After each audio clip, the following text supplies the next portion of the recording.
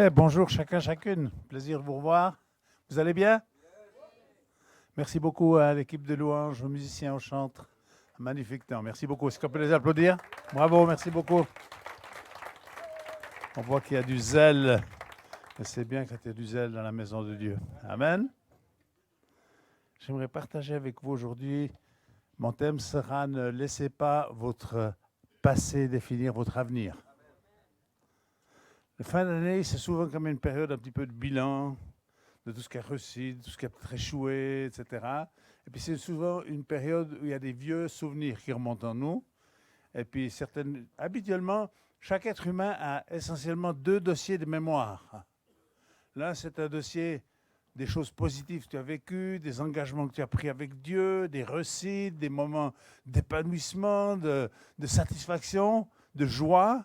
Et puis l'autre dossier, c'est le dossier de là où sont tes échecs, là où tu n'as pas abouti à ce que tu aurais souhaité aboutir, là où sont peut-être des situations conflictuelles, difficiles à gérer, des histoires d'héritage, etc., etc. Alors, si vous ne voulez pas laisser votre passé définir votre avenir, il y a un dossier qu'il faut fermer. Ce dossier numéro 2, où il y a tous les aspects négatifs de nos échecs, etc. Et le diable aime nous le faire remonter en surface et nous le servir pour nous rappeler tout ce qui n'a pas marché, tout ce qu'on a fait faux, etc. Mais Jésus, il est venu pour nous affranchir. Mais de dire juste il faut le fermer, c'est un peu court quand même. Il faut le traiter parfois avant de le fermer, autrement il va se rouvrir automatiquement. Puis il va nous arriver en pleine figure. Donc, j'aimerais vous encourager par rapport à là où sont nos blessures. On en a tous, vous savez, dans chacune de nos vies, il y a eu des manques. Hein? Il n'y a pas tout qui était parfait, réussi, etc. Il y a eu des situations où on est responsable, des situations où on était victime. Mais de dire, Seigneur, je veux guérir par rapport à ces choses négatives. Je ne veux pas que ces choses-là, elles influencent mon futur et mon avenir. Et malheureusement, si on n'y veille pas, c'est ce fichier des choses négatives qui va prendre le dessus et puis nous dire tu ne peux pas le faire, tu as échoué, tu n'as plus de chance, etc. Dieu n'est pas seulement le Dieu des premières chances, c'est aussi le Dieu des 10e chances. Et parfois je dis aux gens, t'es tombé, relève-toi et continue. Alors, reste pas par terre à pleurer et à dire c'est fichu, c'est pas fichu. Relève-toi, crie vers ton Dieu, consacre ta vie au Seigneur et puis permets à Dieu de guérir, d'être libéré là où tu as peut-être besoin d'être libéré parce que parfois il y a des choses très, très profondes hein, qui nous ont blessés. Puis on ne peut pas juste dire oh, ça n'a pas existé, j'essaie de juste l'oublier. On ne peut pas juste l'oublier. Je crois qu'on a besoin parfois de guérison profonde, là où on était trompé, là où on était déçu, là où on a eu des relations affectives difficiles ou un divorce vécu, etc. Et de ne pas rester sur la touche où l'ennemi, à quelque part, nous condamne toujours et toujours. On veut se soustraire aux condamnations, aux accusations du diable, et on veut s'ouvrir à la grâce de Dieu, comme on vient de le chanter de façon magnifique. Alors c'est tout ce processus de dire, Seigneur, quelles sont les choses qui ont besoin de fermer, et comment je fais pour rouvrir ce fichier des choses positives. Alors je pense que c'est directement en relation, d'une certaine manière, avec notre foi. Parce que ce que tu vas vivre, ton futur, il va être empreint de ce qui se passe à l'intérieur de toi, de ce qui tourne à l'intérieur de toi. Si à l'intérieur de toi, c'est toujours des choses négatives qui remontent, et puis je ne peux pas, j'ai échoué, puis je suis pauvre, puis je ne m'en sortirai jamais, ben ton avenir, il ne va pas être terrible. Hein? Mais si tu commences à alimenter ta manière de penser, laisser aller ton imagination vers des choses de succès, de réussite, où tu dis, Seigneur, je vais marcher et je vais accomplir ce que tu as préparé pour moi, parce que Dieu, pour chacune d'entre nous, Dieu a préparé un avenir fait d'espérance. Je crois beaucoup à cette parole d'Éphésiens 2, verset 10, qui dit que Dieu nous a... verset 10, où Dieu dit qu'il nous a créés pour des bonnes œuvres qu'il a préparées d'avance. Et j'aimerais vous encourager à relever vos têtes, à dire Seigneur, peut-être j'ai besoin d'être guéri ce matin de certaines choses du passé, de frustration, de blessures, de mensonges, de mobbing, de rejet, de fausses accusations, de tricherie. Il y a toutes ces choses parmi notre humanité. Maintenant, comment est-ce qu'on les laisse? Si on laisse ces choses dominer en nous, elles vont nous arrêter dans notre marche. Elles vont nous conduire à devenir dépressifs, découragés, avec un sentiment de dire je n'arrive pas. Alors, laisse Dieu venir visiter ce fichier négatif et te guérir. Et puis, j'aimerais vous encourager aujourd'hui à dire, Seigneur, je veux ouvrir ce fichier des choses positives que j'ai vécues. Comment est-ce qu'on fait pour faire que ça circule, les bonnes choses circulent à l'intérieur de vous? Vous savez, comme je l'ai dit, ce qu'on imagine, nos rêves, je ne parle pas forcément des rêves nocturnes, des fois de nos rêves nocturnes, enfin, il y a des fois des choses qui viennent, il faut juste laisser passer, il faut tirer la chasse, puis vous laisser partir. Puis d'autres fois, Dieu peut nous parler dans nos rêves. Hein. Je ne dis pas que Dieu n'utilise pas le domaine des rêves, mais ce que tu imagines dans tes journées, ce que tu mets devant tes yeux, ce que tu laisses tourner dans ta pensée, il est très important. Parce que c'est ce qui va définir ton avenir. J'aimerais citer ce texte de Genèse, chapitre 13, versets 14 et 15. Dieu, il parle à Abraham, qui s'est séparé de Lot. Il est là, je suis juste devant. L'Éternel dit à Abraham, après que Lot se fut séparé de lui, « Lève les yeux, et de l'endroit où tu es, regarde vers le nord, le sud, l'est et l'ouest. En effet, tout le pays que tu vois, je te le donnerai à toi, ainsi qu'à ta descendance pour toujours. » Voir, imaginer, c'est le prélude pour posséder. Si tu n'es pas capable d'imaginer ton avenir, si tu n'es pas capable d'imaginer que Dieu est capable de s'utiliser de toi pour faire de toi un instrument de bénédiction, tu ne vas pas le devenir. C'est très important ça. Hein? Peut-être que vous m'avez déjà entendu dire ça. Vous savez, Jésus il dit, celui qui convoite une femme a déjà commis adultère avec elle. Je trouve un peu fort. Mais pourquoi Jésus dit ça? Moïse, il va dire, tu ne commettras pas d'adultère, tu ne tueras pas. Puis Jésus dit, mais oui, mais si tu dis imbécile ou raca, il dit à ton frère, tu es déjà un meurtrier. Ce que Jésus est en train de dire, c'est que les choses, elles ne commencent pas au moment où le problème se réalise. Elles commencent avant. Si quelqu'un commet adultère, alors il y a la grâce de Dieu, hein, pour ceux qui auraient commis adultère. Je ne suis pas en train de mettre une culpabilité sur vous, mais personne ne commet adultère tout à coup par hasard. Tu as laissé mijoter, tu as laissé des idées passer dans ta tête en boucle, etc. Et finalement, tu deviens vulnérable. Puis à un moment donné, ça passe de l'imagination à la réalité. Donc si ça c'est vrai dans le négatif, ça doit certainement aussi être vrai dans le positif. Donc Jésus n'est pas en train... Moi je ne crois pas que passe à regarder quelqu'un t'a commis adultère physiquement, mais c'est le prélude. C'est ce qui va t'amener vers ces choses-là. Donc, si ça marche dans l'aspect négatif, ça va marcher dans les choses positives. Et j'aime beaucoup je pense que Abraham aurait été content d'avoir un hélicoptère à ce moment-là pour monter un peu dans les airs. Mais voilà, il lui dit, tout ce que tu es capable de voir depuis le lieu où tu es, au nord, au sud, à l'est et à l'ouest, ça c'est le territoire que je vais te donner. Et ensuite, qu'est-ce qu'il fait Abraham? Il commence à parcourir ce territoire. Dieu me l'a promis. Dieu me l'a promis. Dieu vous a fait, mes frères et sœurs, Dieu vous a fait des promesses. Et vous ne devez pas juste les lâcher en disant, j'ai essayé, ça n'a pas marché.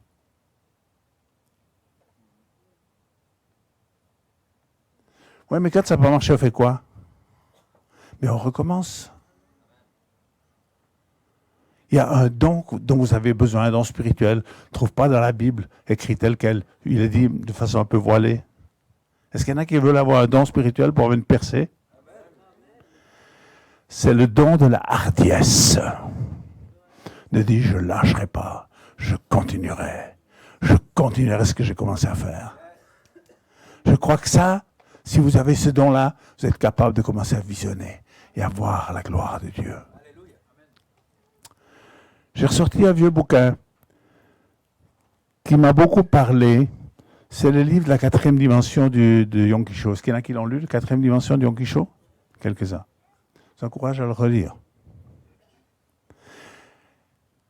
Le pasteur Yonggi Cho dit, la foi, elle doit comme incuber. Ça veut dire c'est comme une poule qui couvre ses œufs jusqu'à ce que l'œuf il est clos et le poussin il sort de l'œuf. Et c'est ce que je suis en train de dire quand je dis que notre imagination, nos rêves, nos visions, etc. Et il a parlé de cette 4e dimension en disant, l'esprit humain, en communion avec l'esprit de Dieu, est capable d'engendrer, est capable de créer. Alors je vous encourage à vous interroger vous-même et à dire, c'est quoi ce qui tourne dans mes pensées ces temps? C'est quoi que tu imagines pour cette fin d'année, pour cette année 2023 qui est devant nous? Vous voulez que je vous dise ce qui tourne dans mon cœur? J'ai été très impacté, j'ai prêché là-dessus il y a 2-3 semaines dans une autre église, j'étais très impacté par l'histoire d'Élie et d'Élisée. Élie jette son manteau sur le dos d'Élie, un appel. Ensuite, Élie va se déplacer. Tous les prophètes, il y a des écoles de prophètes un peu partout. Ils savent tous qu'Élie va être enlevé. Mais parmi ces prophètes, Élisée est différent. Il suit Élie. Élie lui dit, reste ici, je dois aller à Bethel. Il dit, mon âme est vivante, ton âme est vivante, je ne te quitterai point. Puis ensuite, il dit, mais reste ici, je dois encore aller à Jéricho. Et il dit, je ne te quitterai pas. Les autres prophètes, ils sortent, ils disent, est-ce que tu sais que Dieu va enlever ton maître au-dessus de ta tête aujourd'hui? Il dit, je le sais, taisez-vous. Mais je continue. À un moment donné, Élie prend son manteau, il frappe le Jourdain, les eaux s'ouvrent. Et quand ils ont traversé cette étape, qui naturellement n'était pas traversable, après avoir traversé cette étape, c'est là que Élie va dire à Élisée, qu'est-ce que tu veux que je fasse pour toi? Et là, Élisée va dire, j'aimerais une double portion de l'esprit qui est sur toi. Et puis Élie va lui dire, bien, si tu me vois, au moment où je serai enlevé dans les airs, ça va t'arriver. Si tu ne me vois pas à ce moment-là, ça ne va pas t'arriver. Et tout à coup, des chars et des chevaux de feu, on n'a pas tellement vu ça, hein? On voit ça avec Élisée d'ailleurs, hein, à un moment donné, où son serviteur, il est paniqué parce que voilà qu'ils ont encerclé la ville pour prendre Élisée. Et puis Élisée lui dit, Seigneur, ouvre-lui les yeux. Et puis il voit des chars et des chevaux de feu tout autour, qui sont beaucoup plus nombreuses que l'armée syrienne qui est venue les encercler. Mais ce qui me frappe, et ce que je repasse dans mon cœur, c'est qu'il y a eu un premier manteau qui était posé sur Élisée, de la part d'Élie, mais quand Élie est parti au ciel, il a laissé tomber son manteau. Et Élisée va ramasser ce manteau. Il va faire ce qu'il a vu son maître faire. Il va le rouler, parce qu'il doit repasser le Jourdain pour retourner de l'autre côté. Alors il dit, où est le Dieu d'Élie? Et il prend ce manteau, il frappe les eaux du Jourdain, et le Jourdain s'ouvre. Je veux ce manteau d'Élie. Pourquoi? Juste pour notre petite satisfaction, pour essayer de se montrer plus important que les autres? Non, parce que nous avons des endroits où nous devons traverser. Des endroits, je ne parle pas du Jourdain, parce qu'on n'a pas le Jourdain à traverser, mais il y a des situations où on a besoin d'une percée, où on a besoin que le fleuve s'ouvre, que les situations qu'on n'a pas pris encore, on puisse les prendre. Mais si tu imagines en disant, non, moi je suis statu quo, je reste comme je suis, je m'en bon petit chrétien, non, ce n'est pas suffisant. Deviens un héros, une héroïne, pour marcher dans les choses de Dieu. Amen. J'ai beaucoup aimé un des chants qu'on a chanté ce matin. J'ai juste pris 2 photos des paroles. Je n'ai pas pris toutes les paroles, mais...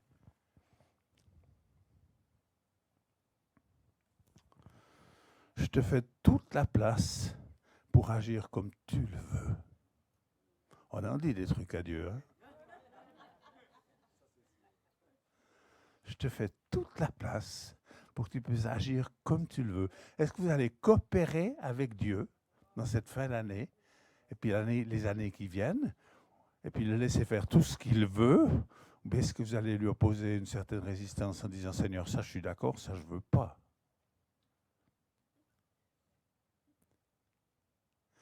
J'aime beaucoup cette parole tu peux aussi me l'afficher, de Romains 12, versets 1 et 2. Nous les chrétiens, souvent, on aime donner notre cœur à Dieu. C'est bien. Mais ici, dans ce texte, l'apôtre Paul nous dit, je vous encourage, mes frères et sœurs, par les compassions de Dieu, à offrir vos corps comme un sacrifice vivant, saint, agréable à Dieu, ce qui sera de votre part un culte raisonnable. Ne vous conformez pas au monde actuel, mais soyez transformés par le renouvellement de l'intelligence, afin que vous discerniez quelle est la volonté de Dieu, ce qui est bon, agréable et parfait. J'aimerais vous encourager à offrir vos corps. Pourquoi Dieu veut nos corps? Est-ce qu'il ne veut pas juste notre pensée ou un petit peu notre cœur? Non, Dieu aimerait que tu lui offres ton corps. Pourquoi? Parce qu'il veut en faire son temple. Parce que c'est ton corps qu'il veut habiter. Ah, bien sûr que nous avons une âme, un esprit et un corps. Mais ici, l'apôtre Paul dit, un culte raisonnable, c'est de nous offrir à lui. Puis dire, Seigneur, tu as droit sur mon corps.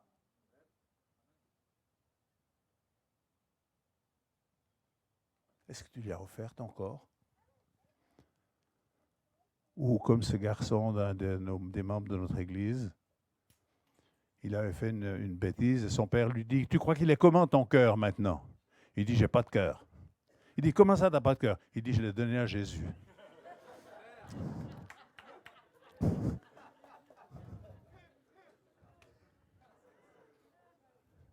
Dieu veut ton corps. Dieu aimerait qu'on s'offre à lui. Puis pas juste une fois pour toutes, parce qu'on a besoin de le refaire. Parce qu'il y a un problème avec ce sacrifice vivant.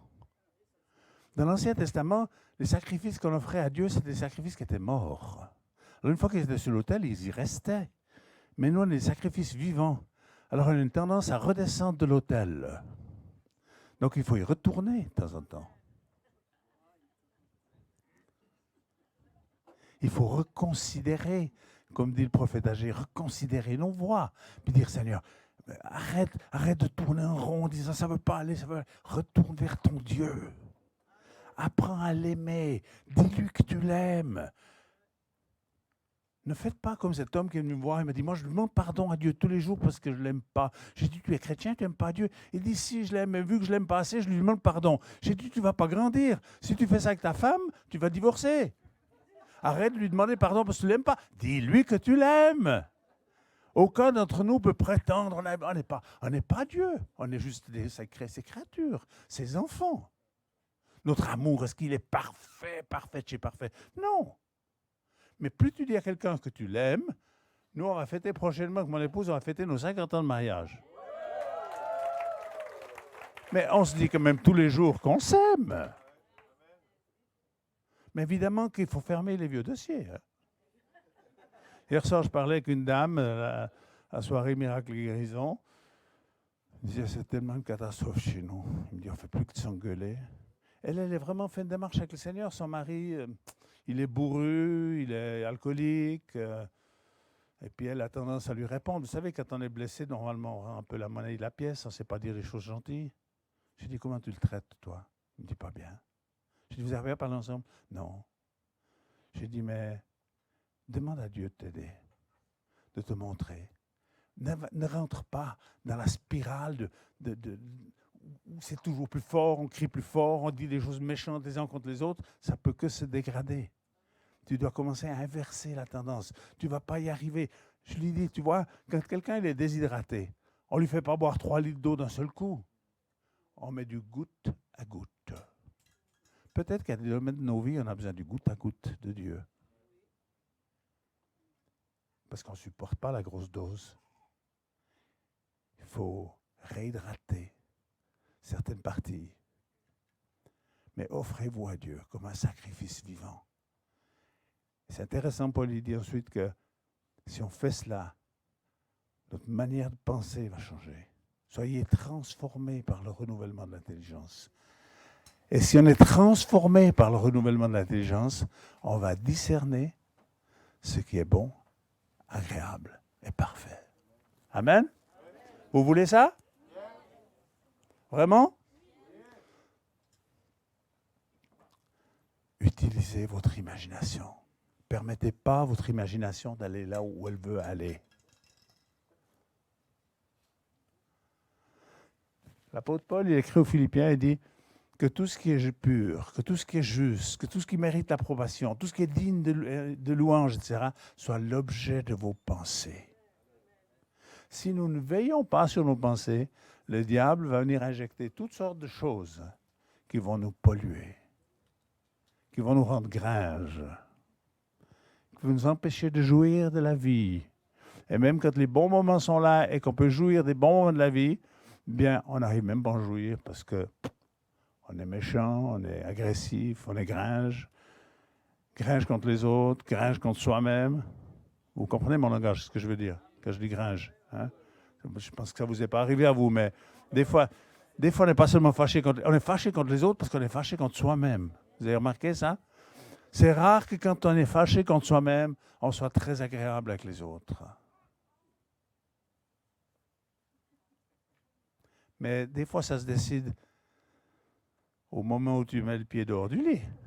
Comment tu vas vivre ta journée? Et puis des fois, juste de s'arrêter et puis dire, Seigneur, conduis-moi dans cette journée. Il y a des défis, il y aura des choses difficiles. Saint-Esprit, donne-moi la sagesse. Secours-moi. Amen.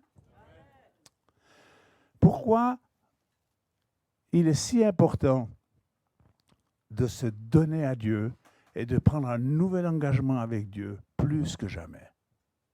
Parce que nous vivons dans des temps qui sont troublés, difficiles.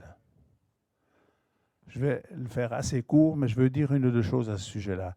J'aimerais lire avec vous ce texte, ce sera le dernier texte, et je terminerai dans ce sens-là, dans Matthieu 24,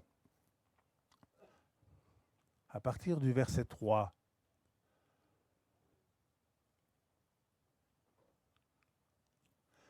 Jésus vient de dire, juste au préalable, Jésus vient de dire à ses disciples qui lui font remarquer la beauté du temple, et Jésus leur dit, je vous avertis qu'il ne restera pas ici pierre sur pierre. Alors les disciples vont poser deux questions à Jésus. Il s'est assis sur le mont des Oliviers, les disciples vinrent en privé lui poser cette question. Dis-nous, quand cela arrivera-t-il et quel sera le signe de ton retour et de la fin du monde? Je m'arrête là un instant. Les disciples posent deux questions à Jésus. Les disciples disent, quand ça va arriver, le fait que le temple est détruit? Et dis-nous quels seront les signes de ton avènement et de la fin du monde. Et Jésus va commencer à répondre à la deuxième question. Jésus leur répondit, faites bien attention que personne ne vous égare. En effet, beaucoup viendront sous mon nom et diront, c'est moi qui suis le Messie, et ils tromperont beaucoup de gens. Vous entendrez parler de guerre, de menaces de guerre. Ne vous laissez pas effrayer, car il faut que toutes ces choses arrivent. Cependant, ce ne sera pas encore la fin. Une nation se dressera contre une nation, un royaume contre un royaume. Il y aura divers endroits des famines, des pestes et des tremblements de terre. Tout cela sera que le commencement des douleurs. Alors on vous livrera à la persécution, on vous fera mourir, vous serez détestés de toutes les nations à cause de mon nom. Beaucoup trébucheront, alors ils se haïront, se détesteront les uns les autres. Beaucoup de prétendus prophètes surgiront et ils tromperont beaucoup de gens. À cause de la progression du mal, l'amour du plus grand nombre se refroidira. Mais celui qui persévérera, dites avec moi, persévérera. Vous savez ce que ça veut dire, persévérer? Ça veut dire percer pour voir. Celui qui persévérera jusqu'à la fin sera sauvé. Cette bonne nouvelle du royaume sera proclamée dans le monde entier pour servir de témoignage à toutes les nations. Alors viendra la fin. Quand il est parlé de ces douleurs, où il est parlé de tremblements de terre, de famine, de guerres successives, de guerres pays contre pays, royaume contre royaume, etc., il est parlé des douleurs. Si on regarde les autres évangiles, il est parlé des douleurs de l'enfantement. Alors j'aimerais vous poser une question. Est-ce que vous priez pour que les douleurs cessent ou est-ce que vous priez pour que l'accouchement ait lieu?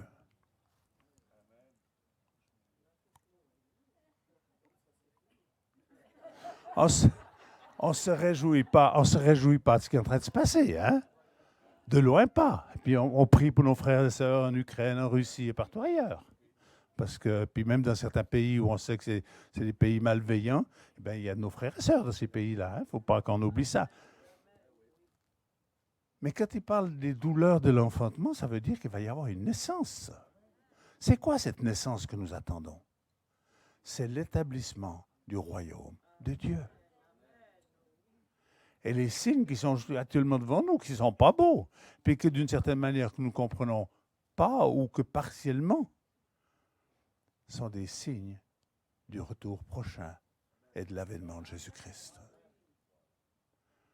Et puis que Jésus vienne nous chercher à tel moment, à tel autre moment, finalement, vous savez, il n'y a qu'une seule chose qui est importante, c'est qu'on soit prêt à le rencontrer, et puis qu'on n'ait pas à dire « Oh mince, si j'avais su que tu allais venir, j'aurais travaillé autrement, je me serais donné plus de peine pour être témoin de l'Évangile, là où je suis. » Parce que vous savez que vous êtes appelés à être ses témoins.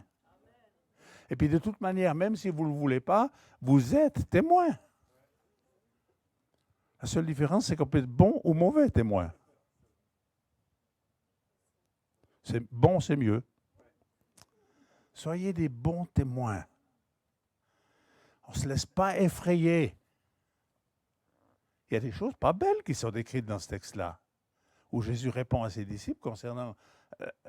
Après, il répond à la deuxième question, quand les choses vont arriver. Et puis beaucoup de gens, des fois, ne savent pas très bien où mettre ces textes, parce qu'on se dit de quoi Jésus est en train de parler. Il faut revenir au début du chapitre, comprendre que Jésus est en train de parler de la destruction qu'il y a eu en l'an 70. Mais ici, Jésus dit, ne vous laissez pas effrayer. Il y a des difficultés, elles sont énormes. Alors, il y a des gens qui aimeraient porter le monde, mais vous n'êtes pas fait pour porter le monde. Vous pouvez porter une autre personne, vous pouvez secourir quelqu'un, mais si on se charge, on compte que jusqu'à maintenant, il y a environ 10 millions de personnes qui meurent chaque année de la faim. Et on sait que ce nombre va nettement augmenter avec ce qui est en train de se passer. Parce que les endroits où on produit beaucoup de nourriture n'arrivent plus à l'exporter, on fait des choses affreuses, on détruit de la nourriture qui pourrait sauver la vie de beaucoup de gens. Mais on ne peut pas porter ça. Et ne vous laissez pas mettre sous un joug en disant « Vous n'êtes pas les sauveurs ». Dieu sait ce qu'il fait. Le psalmiste va dire « Pourquoi ce tumulte parmi les nations? Pourquoi ces vaines pensées parmi les peuples? L'Éternel se rit. » Dieu sourit. Dieu n'est pas à dire « Quelle horreur, comment je vais faire ?»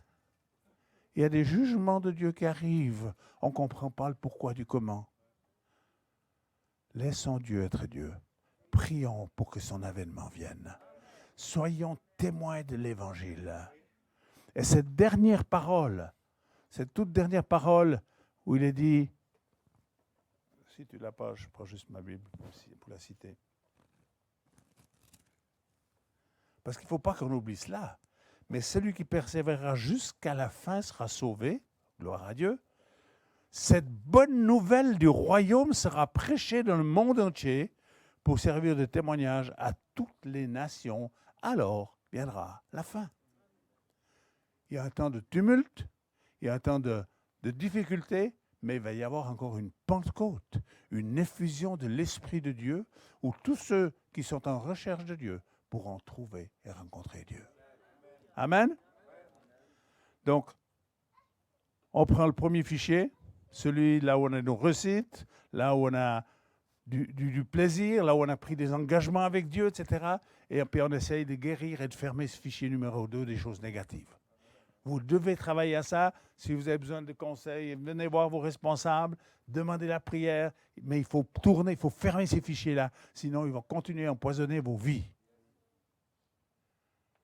Travaillez votre foi, imagination, rêve, vision. Vous savez, parce que ce n'est pas si simple que ça. C'était très simple d'une certaine manière. Mais d'imaginer, tu n'es pas à 24 heures sur 24 en train d'imaginer, je reprends le manteau d'Élie, je vais frapper les autres jardins. Qu'est-ce qu'on fait pour maintenir? Quand tu veux faire une maison, tu fais quoi? Tu commences à dessiner, tu commences à écrire, tu commences à réfléchir, tu n'es peut-être pas architecte, mais tu commences à faire des premiers plans, etc. Ce que tu aimerais pas, etc. Mais il nous faut faire la même chose.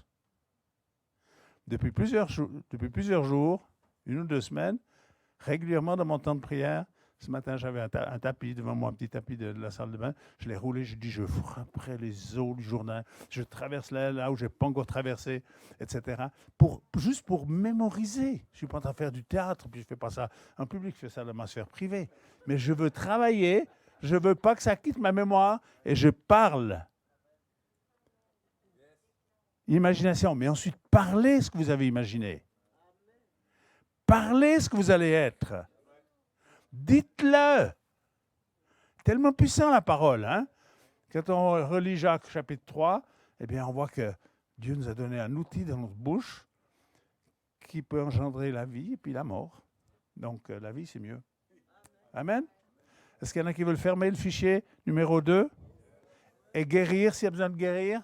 J'aimerais vous inviter à vous lever, mes frères et sœurs. J'aimerais prier avec vous. Chérie, viens me rejoindre. Enfin, tu m'as le ministère. Gloire à Dieu. Gloire à Dieu.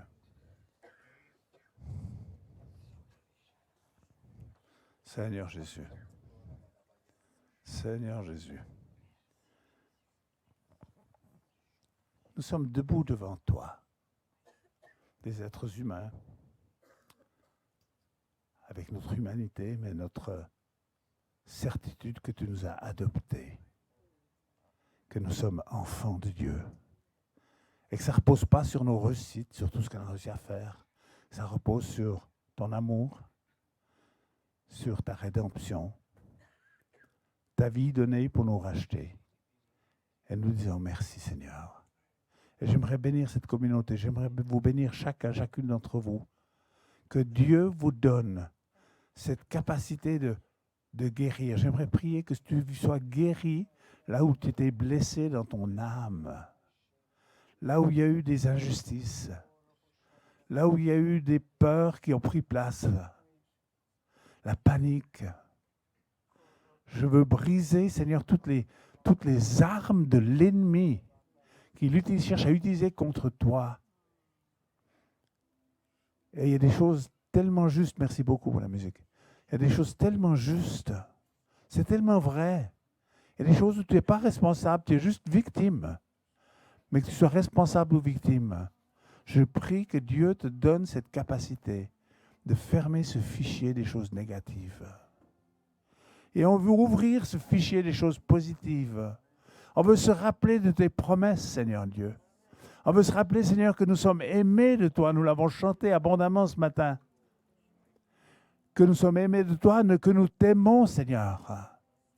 Merci parce que tu as un dessein, une destinée pour chacune d'entre nous. Et je prie que tu nous donnes la capacité, tu nous donnes cet esprit de hardiesse pour relever la tête et pour marcher avec toi, Seigneur, et persévérer et être témoin de l'Évangile.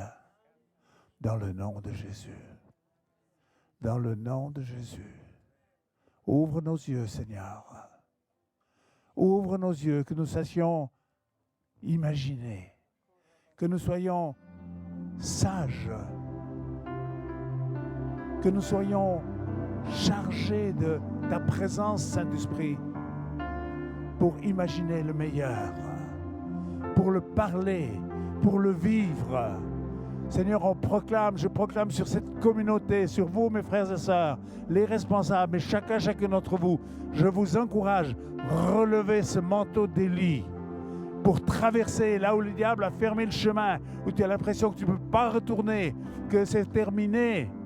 Tu vas sortir de ta prison, tu vas ouvrir les eaux, tu vas traverser, tu vas recevoir de l'autorité, de la puissance pour que Dieu soit glorifié au travers de ta vie. Dans le nom de Jésus.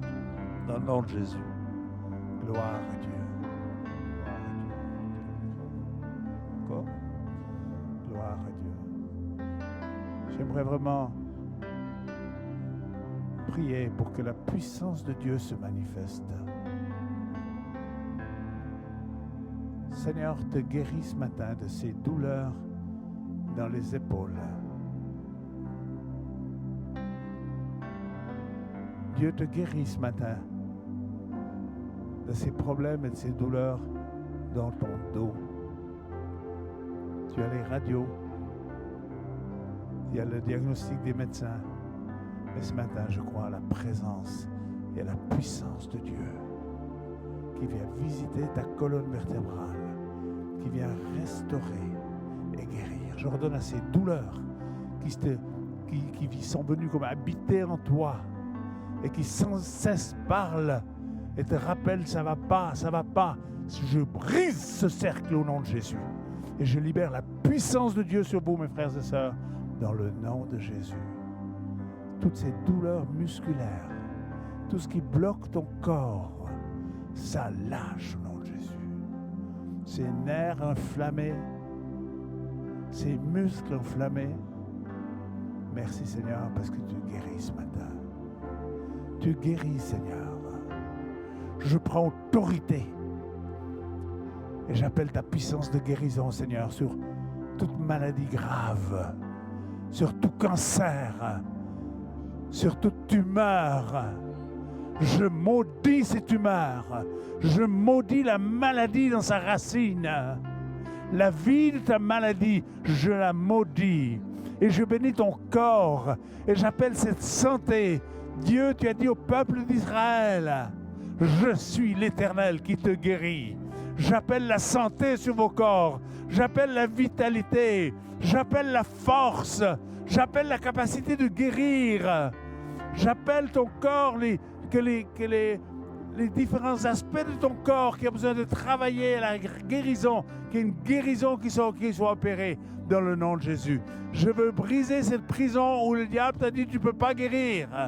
Je veux briser cette pensée où le diable est venu te dire tu vas mourir prématurément. Je brise les mensonges, je brise les accusations du diable. Je prends autorité, là le diable a comme bloqué le fichier numéro 1 et il ouvre sans cesse le fichier numéro 2. Je ferme au nom de Jésus. Je viens fermer ces fichiers que le diable veut maintenir ouverts pour t'empêcher de marcher dans la victoire. Et je libère cette vie victorieuse sur ta vie. Je libère cette santé, ces capacités de nouveau de te réjouir. Beaucoup de personnes ont perdu la capacité de se réjouir. La vie est devenue terne, elle est devenue morose. Le Seigneur dit réjouis-toi. Réjouis-toi de ce qui est Dieu, mais réjouis-toi de qui Dieu veut que tu sois. Réjouis-toi de ta destinée. Réjouis-toi parce que tu peux faire plus et aller plus loin que là où tu étais jusqu'à aujourd'hui. Dans le nom de Jésus. J'aimerais particulièrement parler à la jeunesse ce matin. Tous ceux qui sont en dessous de 30 ans, j'aimerais vous dire, il y a de l'espoir. Vous êtes une génération où vous avez eu beaucoup de difficultés. Il y a des difficultés dans le travail, pour trouver du travail. Mais Dieu est avec vous et si tu marches avec Dieu, le Seigneur aimerait te dire, je suis fidèle et je vais accomplir mes promesses. Il y a de l'espoir. Dieu dit, je te donne de l'espoir, je remplis ta vie d'espoir, attache-toi à moi et tu vas voir les grandes choses que je prépare, particulièrement pour toi, jeune homme. Il y a de l'espoir dans ta vie. Et souvent, tu as pensé peut-être que tu étais à côté, que ce n'était pas correct. Mais Dieu te dit, je t'ai conduit jusqu'à aujourd'hui et je vais te conduire encore dans la suite. Parce que mes plans sont bons pour toi. Parce que tu es aimé de moi. Le Seigneur t'aime comme tu es. Tu n'as pas besoin de chercher à être quelqu'un d'autre. Il a encore des projets que tu n'as encore pas imaginés. Mais ça va venir. Dieu va mettre l'imagination dans tes pensées et tu vas pouvoir commencer à rêver. Rêver et tu vas réussir. Seigneur, je te dis, tu vas réussir. Ça va marcher. Et puis pour toi, David, oui, Daniel. J'ai déjà parlé une fois sur ta vie. Mais à la fin de cette année, j'aimerais te dire, tu as passé des temps difficiles cette année. Et le Seigneur te dit, détache-toi, ferme les dossiers qui t'ont rendu les choses difficiles. On sait par quoi la famille passe, on sait par quoi tu passes. Mais Daniel, tu es particulier, tu le sais. Et Dieu va te donner des grandes victoires. Tu n'es pas obligé de porter ce qui ne va pas, ni sur tes parents. Continue à marcher avec Dieu. Dieu te tient à l'écart. Dieu, c'est comme je vois un manteau d'appel, mais un manteau protecteur sur ta vie. Et tu ne seras pas détruit par ce qui s'est passé et par ce qui se passe. Le ciel est en train de s'ouvrir sur ta vie. Continue, persévère, va dans ce que Dieu t'a montré, tu vas réussir. Ok, je te bénis. Puis pour toi, mon frère, j'ai une pensée tout simple. Le Seigneur te dit, c'est... Oh, tu vois, toi? Non, oui, oui, c'est toi. Oui. Dieu te dit, c'est OK. C'est OK. Tu as fermé comme tu viens, des fichiers. Tu as fermé des fichiers. Peut-être tu dis, mais il y en a peut-être encore un ou deux ouverts. Mais Dieu va s'en occuper et il va te les montrer précisément. Ne te pose pas des questions plus, parce que tu es quelqu'un qui peut-être a de la peine à exprimer les choses. Mais ça ne fait rien. C'est OK. Dieu te dit, c'est OK, je connais ton cœur. Plusieurs fois, tu as interrogé Dieu. Des fois, tu as reçu des réponses, des fois pas. Mais Dieu te dit, continue. Parce que c'est moi qui vais te montrer les choses que tu vas devoir ouvrir et encore laisser guérir dans ta vie. Tu es un homme sensible. Tu as peut-être, comme j'ai dit, peut-être la peine à l'exprimer. Mais Dieu connaît parfaitement ton cœur. Il te dirige. Et il aimerait insuffler de nouveau de la joie dans ta vie. Il aimerait insuffler comme quelque chose qui, ça vaut le coup. Ça vaut le coup. Continue. Parce que Dieu te tient et il va vraiment déverser sur toi. Je vois un fleuve de vie, de joie qui revient sur ta vie pour toute la famille. C'est comme une réussite, une satisfaction qui vient dans ta vie. Ce n'est pas la fin d'un temps, c'est le début d'un nouveau. Et Dieu va te diriger et te conduire.